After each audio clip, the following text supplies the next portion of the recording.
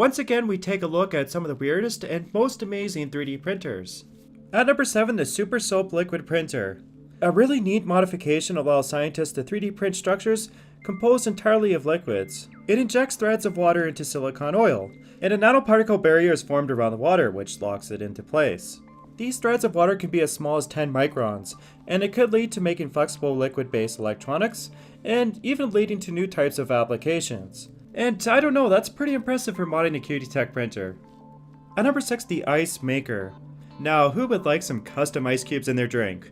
Well, one student can actually make whatever shape you want with his modified 3D printer. It uses a hydrofluorocarbon gas to instantly freeze water that is being extruded.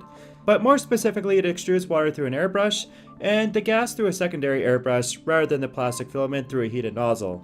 Personally, I would probably stay away from the water with my 3D printer, and I'm not too sure about actually eating the ice cubes either. At number 5, the Halo 5D printer. One of my favorites is a 5-axis, not 5 dimensions, CNC and 3D printer. The main difference here is that the printer's bed can tilt, and the printer head can also adjust its angle. So ultimately, with the right software, this machine should be more accurate than your conventional 3D printer design. And naturally, it already won an innovation award at the Consumer Electronics Show.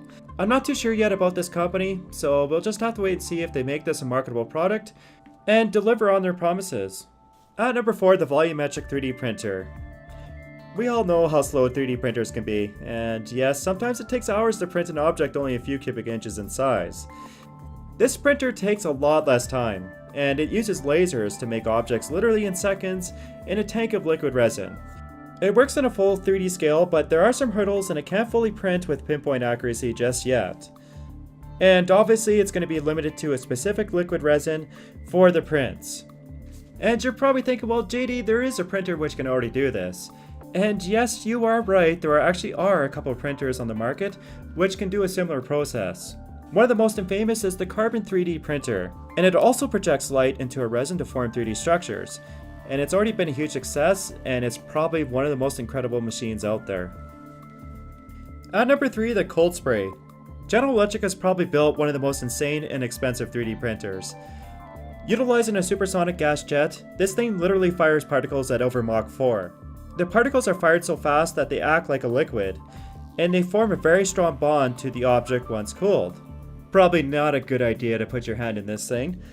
And it's already been used to repair a jet engine's gearbox, and now General Electric is planning to implement AI to improve the process. So this thing kind of sounds like it's from the future.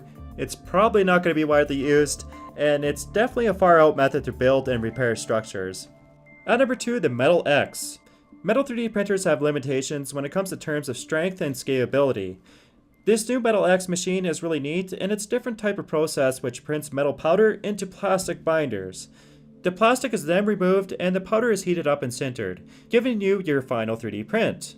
So with this process you can control how much fill and strength you want in the object, and that used to be a pretty big limitation for metal 3D printing. Now I'm still skeptical about the process because it's basically compartmentalizing the build into separate machines, but it's still a very impressive innovation. At number 1, the Beammagic 2.0. So a lot of metal 3D printers unfortunately utilize long building processes, just like the last one, and most require big furnaces in order to cure the print. But after doing quite a bit of research, I found this incredible machine. It basically injects powder and melts it on the spot with a laser embedded into the printer nozzle. So it can print on the spot without any further building steps, which is really amazing for metal 3D printing.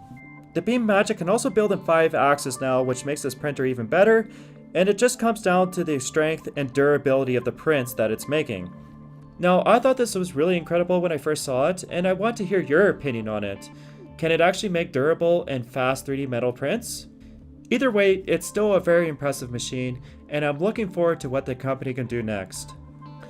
So once again, thanks for watching, please like the video if you enjoyed it, and make sure to subscribe to my channel.